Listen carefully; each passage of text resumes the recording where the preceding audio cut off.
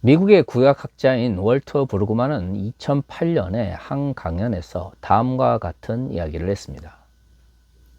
하나님을 아는 것은 곧 이웃을 인정하는 것이다. 하나님에 대한 사랑은 곧 이웃에 대한 사랑이다. 물론 이것을 일반적인 진보주의로 볼 수 있다. 하지만 그보다 더 급진적이다. 이것은 하나님에 대한 사랑이 생각이나 경건이 아닌 실천을 통해 이루어진다는 주장이다. 하나님에 대한 지식이 관계적인 것이라는 주장이다. 존 칼빈은 이 점을 분명히 알고 있었다. 하나님에 대한 모든 옳은 지식은 순종에서 비롯한다. 이 강연의 원제는 Journey to the Common Good입니다. 우리말로는 복음의 공공선이라는 제목으로 번역되었습니다. 사실 이 책 자체만으로는 성경이 말하고 있는 전체 공공선에 대한 담론을 다 살펴볼 수는 없습니다. 앞에서도 말씀드린 것처럼 브루그만 자체가 구약학자이기 때문에 이 강연 그리고 이후에 책으로 출판된 이 모든 내용들은 주로 구약에 대한 해석을 전제로 하고 있습니다. 물론 우리가 알고 있는 것처럼 신약의 많은 부분은 구약의 가르침을 기반으로 하고 있기 때문에 특히 3부에 해당되어지는 이사야의 말씀은 예수 그리스도의 오심에 대한 직접적인 가르침과 연결된다고 하는 측면에서 구약에 관심을 가지고 공공선의 문제를 다루었다고 하는 것은 분명 의미가 있습니다. 그러나 그것이 구약이든 신약이든 브루그만의 담론에서 가장 중요한 것은 성경에서 말하고 있는 구원과 하나님의 사랑이라고 하는 것은 단순히 개인적 차원에서 머무는 것이 아니라는 것입니다. 우리는 17세기와 18세기에 활발하게 진행되었던 경건주의 이후의 시대를 살아갑니다. 종교개혁 이후에도 많은 교회는 교단이나 교회를 중심으로 구원론이 전개되었죠. 그러다가 17세기와 18세기 경건주의 운동을 거치게 되면서 구원의 중심이 교회에서 개인으로 전환되었습니다. 무엇보다 개인이 하나님을 어떻게 고백하고 자신의 신앙을 어떤 식으로 다른 이들에게 드러내느냐가 구원의 문제 혹은 구원론에 있어서 매우 중요한 의미를 가지게 된 것이죠. 근대 사회에 등장한 그런 의미에서 신앙의 사사화를 부추겼습니다. 신앙의 사사화는 부정적인 측면도 분명히 있었습니다. 성경의 가치가 더 이상 공적 영역에 아무런 영향을 미치지 못하게 된 것이죠. 하지만 다른 한편으로는 개인이 하나님과의 관계를 맺고 개인이 하나님께 어떻게 나아가는지에 대해서 심도 있는 신학적인 담론들이 나타나기 시작했습니다. 물론 지금은 현대사회입니다. 포스트 모던 이후의 시대를 살아가는 우리의 입장에서는 더 이상 신앙의 문제에 있어서 개인적인 혹은 근대적 의미의 사적 영역의 문제만으로 제한할 수는 없습니다. 그렇기 때문에 공공신학이나 공적 영역에서의 신학적 담론들이 활발하게 진행되고 있는 것이죠. 브루그만의 담론도 바로 이러한 측면에서 보면 신앙을 개인적 영역으로 제한하려고 하는 한국의 전통적 의미의 좋은 신앙인과는 매우 동떨어진 담론이라 할 수 있습니다. 하지만 그것은 한국 교회가 복음의 총체성을 상실한 상태에서 기복주의화 되어지고 번영신학의 영향을 받았기 때문이지 복음이 가지고 있는 공공성 혹은 공공선의 문제는 결코 무시할 수 없는 것이죠. 브루그만 스스로도 깔뱅이에 대해서 언급하고 있지만 개신교의 시작이라고 말할 수 있는 마틴 루터나 장 깔뱅이의 신학에서 사실 시민정부나 혹은 세속정부 그리고 그 가운데 이루어져야 될 하나님의 공의와 정의의 문제는 매우 중요한 역할을 감당했습니다. 기독교 강요에도 포함되어 있지만 세속정부의 역할이 공기와 물과 같다라고 깔뱅이 강조한 것처럼 사실 개신교는 세속적인 것과 거룩한 것을 명확하게 구분하는 이전의 전통에 대해서 매우 부정적인 인식을 드러냈던 것이죠. 이에 반해서 기독교 근본주의적 성격이 강한 한국 교회는 종교적 영역 혹은 교회 건물 안에 거룩함을 제한하려고 하는 잘못된 인식에 빠져 있는 경우가 많습니다. 그러다 보니 하나님 나라의 가치 역시도 이런 식으로 제한되어지거나 아니면 왜곡되는 경우가 많았던 것이죠. 저는 신학의 공공성 혹은 복음의 공공성을 매우 중요하게 생각하고요. 교회가 가져야 될 공공선에 대한 인식을 매우 강조해 왔습니다. 하지만 그렇다고 해서 개인적 영역에서 신앙의 역할이나 하나님 나라를 향하여 달려나아가는 개인의 역할을 단 한 번도 거부한 적은 없습니다. 제가 말씀드리고 싶은 것은 복음이라고 하는 것이 총체성을 가진다면 그것은 개인적 영역과 사회적 영역 혹은 사적 영역과 공적 영역 모두에 영향력을 미쳐야 하는 것이지 어느 한 부분에서만 복음의 영향력이 제한돼서는 안 된다는 것이죠. 이러한 관점에서 기독교 근본주의적 성향이 강한 한국 교회에서 가장 왜곡된 인식 중에 하나가 바로 전도에 대한 가르침입니다. 혹자들은 전도의 문제를 기독교 가치에 있어서 가장 중요한 것이다라고 이야기합니다. 물론 저도 거기에 동의합니다. 말씀을 전파하고 말씀을 가르치는 이러한 전도의 역할이라고 하는 것은 교회가 존재하는 존재의 의미와 같은 것이죠. 하지만 말이죠, 성경에서는 전도에 대해서 굉장히 다양한 형태의 가르침을 전하고 있습니다. 제가 안타깝게 생각하는 것은 성경이 말하고 있는 전도에 대한 다양한 개념과 가르침에 대해서 한국 교회는 무시하면서 특정한 혹은 협소한 의미의 전도만을 중요한 것인 것처럼 가르치고 또한 그것을 강조해 왔다라고 하는 것이죠. 흔히 한국교회에서 전도라고 하면 어떤 생각이 떠올리십니까? 개인 성도가 또한 또 다른 개인을 복음을 전함으로써 교회로 데려와서 교인을 만드는 것을 우리는 형이 전도라고 합니다. 전도를 많이 할수록 교회 규모는 커지고요. 전도는 곧 교회 성장이자 또한 성도들의 큰 상급인 것처럼 이야기하는 경우가 많았던 것이죠. 물론 성경은 전도에 대해서 강조하고 있고 복음을 개인에게 전파함으로써 그들을 하나님 나라로 인도하는 그리스도인의 역할에 대해서 매우 중요하게 말하고 있습니다. 하지만 제가 앞에서 언급한 것처럼 성경은 굉장히 다양한 형태의 전도에 대해서 말을 하고 있는 것이죠. 그 많은 총체적인 전도의 개념을 무시한 채 특정한 특히 교회의 성장이나 아니면 헌금과 같은 물질적인 가치에 매몰되어서 전도의 문제를 가르친다면 그것은 분명 하나님의 말씀을 왜곡하는 결과를 가져올 수밖에 없습니다. 오늘의 본문은 바로 이 전도에 대한 총체적인 가르침 중에 한 부분입니다. 오늘의 본문은 이렇게 말하고 있습니다. 하나님 앞과 살아있는 자와 죽은 자를 심판하실 그리스도 예수 앞에서 그가 나타나실 것과 그의 나라를 두고 엄히 명하노니 너는 말씀을 전파하라. 때를 얻든지 못 얻든지 항상 힘쓰라. 범사의 오래 참음과 가르침으로 경책하며 경계하며 권하라. 성경을 많이 읽어보지 않으신 분들도 디모데후서 4장 2절에서 때를 얻든지 못 얻든지 말씀을 전파하라라고 하는 이 명령의 말씀은 다 기억하실 것입니다. 그만큼 한국교회에서 이 말씀은 전후 문맥을 다 무시한 상태에서 4장 2절만 굉장히 반복해서 강조되었던 것이죠. 물론 맞습니다. 디모데후서 4장 1절과 2절은 하나님의 말씀을 전파하고 이를 위하여 노력하는 것, 이를 위해서 참고 견디는 것이 얼마나 가치 있는 일인지를 명확하게 드러내고 있고요. 또한 이 말씀을 바울은 굉장히 의미를 담아서 선포하고 있습니다. 하지만 우리가 기억해야 하는 것은 이 말씀은 그저 디모데후서 4장 1절과 2절에서 끝나는 것이 아니라고 하는 것입니다. 사실 너는 말씀을 전파하라. 때를 얻든지 못 얻든지 힘쓰라 라고 하는 명령은 이후에 3절과 4절의 말씀과 연결되어 있습니다. 3절과 4절은 이렇게 이야기합니다. 때가 이르리니 사람이 바른 교훈을 받지 아니하며 기가 가리워서 자기의 사욕을 따를 스승을 많이 두고 또 그 귀를 진리에서 돌이켜 헛하는 이야기를 따르리라.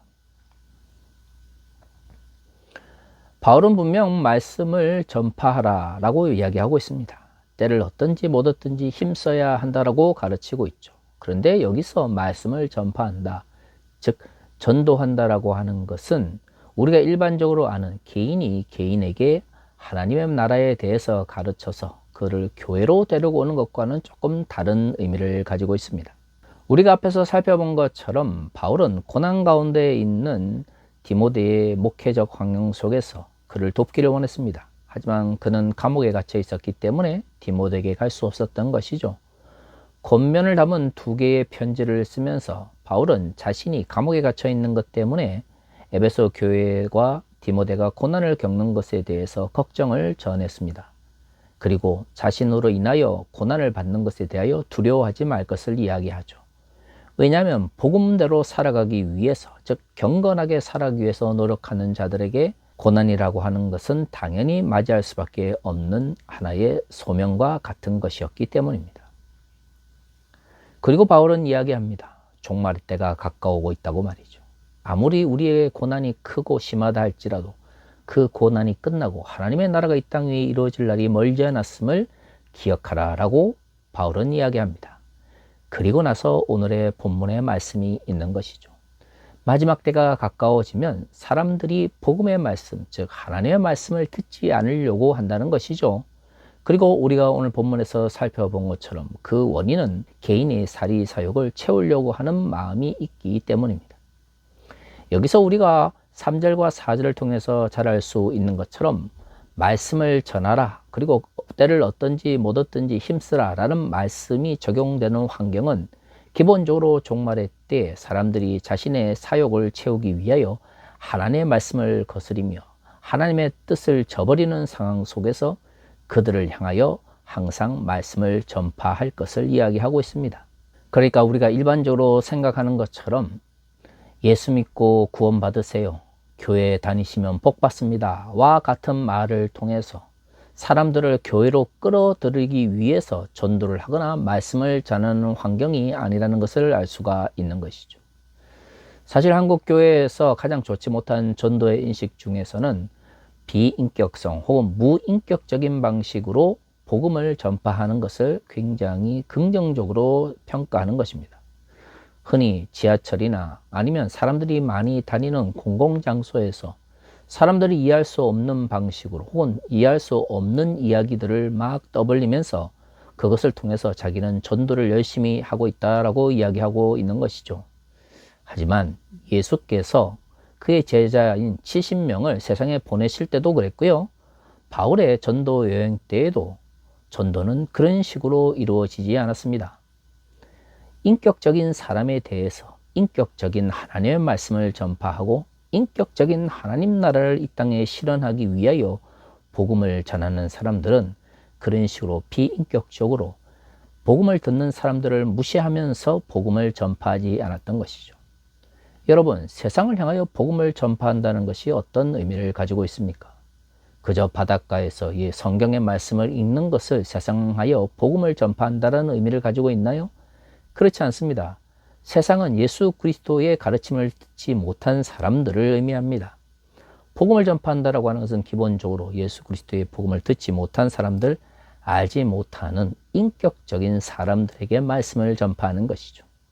그리고 예수께서 선포하신 하나님의 나라가 그 어떤 믿지 않는 사람들이 이야기했던 삶의 가치보다 더 의미가 있다는 것을 전파하는 것입니다.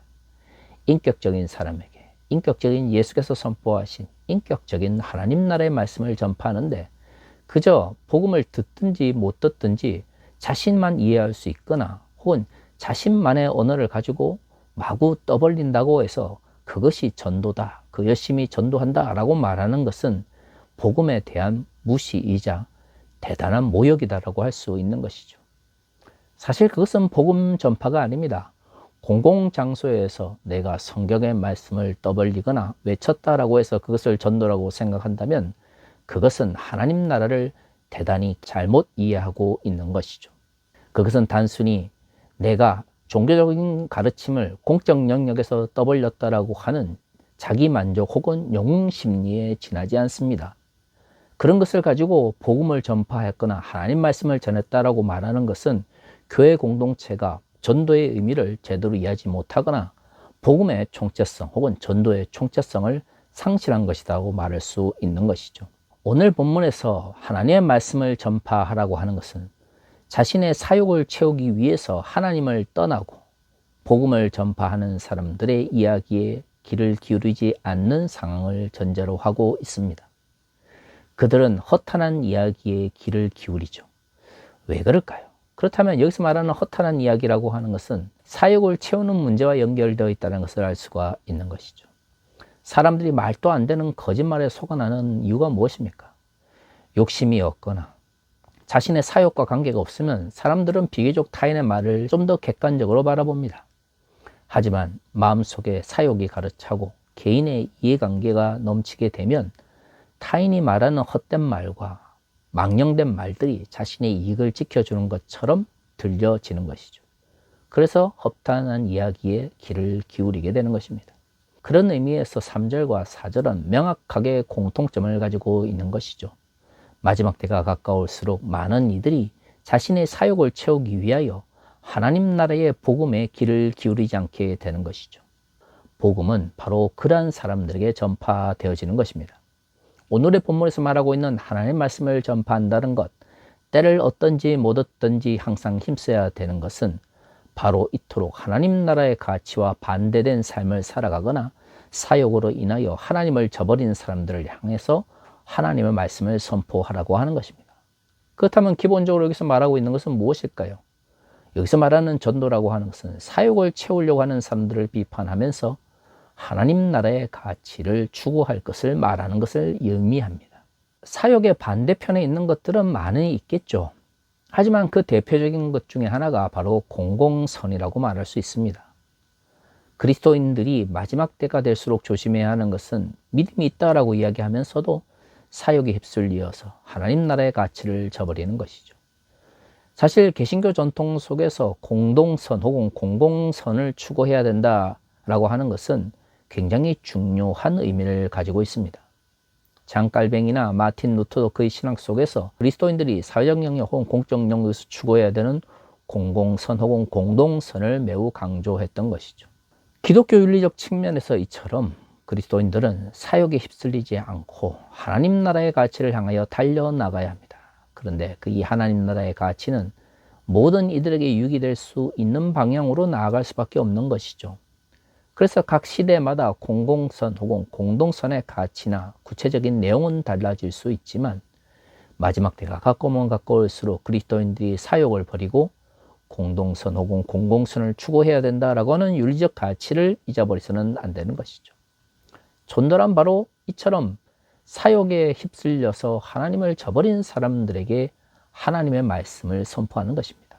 그렇기 때문에 그 하나님의 말씀은 사욕을 추구하는 사람들에 대한 비판과 올바른 방향 제시를 전제하고 있는 것이죠.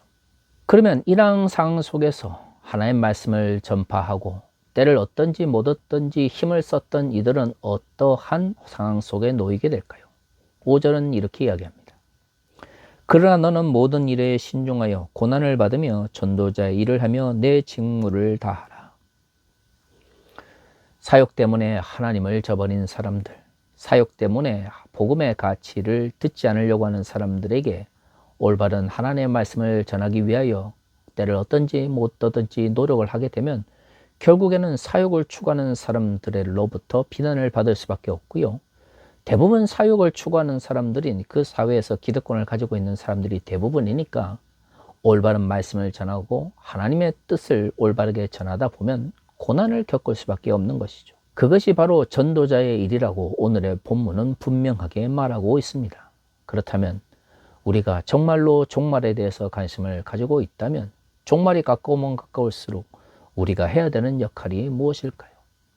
정말로 전도에 대한 총체적 인식을 갖기를 원한다면 전도가 사욕을 추구하는 사람들을 비판하며 공공선과 공동선을 추구하도록 그리스도인들을 이끌며 이를 위하여 고난받는 그리스도인들의 삶에 대한 가르침을 담고 있다고 하는 것을 분명하게 인식해야 됩니다. 물론 굳이 공공선이니 공동선이니라고 하는 말로 사욕에 반대되는 가치를 제한할 필요는 없습니다.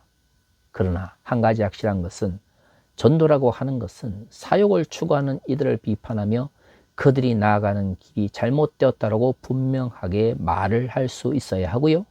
목소리를 높일 수 있어야 한다고 하는 것이죠. 잘못에 침묵하고 사욕을 추구하는 이들이 하나님의 이름을 팔아서 자신의 이권을 지키려고 하는 것에 대해서 외면하면서 전도 열심히 하고 교회 성장시키며 많은 교인들을 모은다라고 하는 것은 결코 전도의 총체적 의미가 아니고요. 그것은 결코 전도를 잘하는 것이 아닙니다.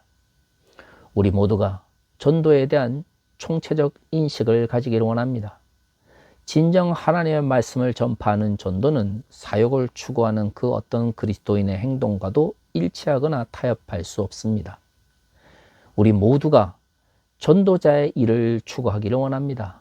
그 가운데서 고난받고 어려움을 겪을 수는 있겠지만 그것이 마지막 때가 가까우면 가까울수록 추구해야 될 그리스도인의 삶의 모습이라고 하는 것을 우리 모두가 분명하게 인식할 수 있기를 소망합니다. 다 같이 기도하겠습니다.